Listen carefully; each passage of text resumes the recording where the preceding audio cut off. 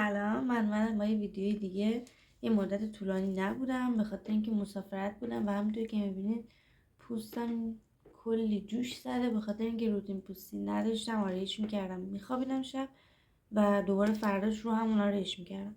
یه مقدار پوستم به هم ریخته. حالا از اینا که بگذریم، تو مسافرت کلی چیز جدید خریدم، گفتم به شما هم نشون بدم. یعنی بازشونم نکردم که به شما نشون بدم.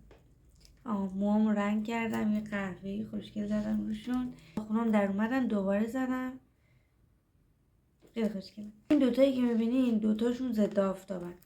این که استیلنه، اینم یه ضد آفتاب کره‌ای اسپریه. دوست داشتم اینو بخرم تستش کنم.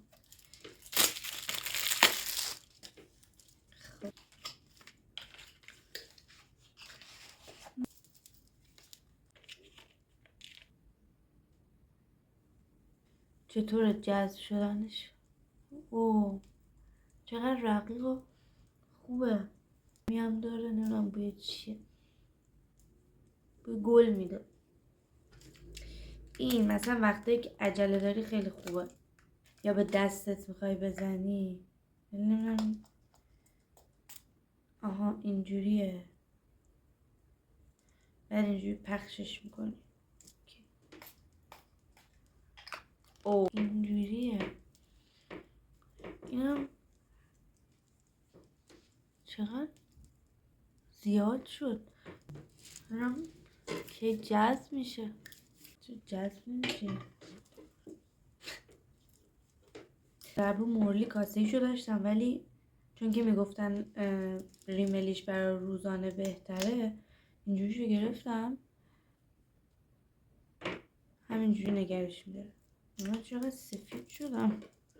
به نظرم اینو باید یه پیس بزنی پخشش کنی که این برای سرت نیاد. ولی شما اگه گرفتین دقت کن. یه دونه از اینا گرفتم، یه دونه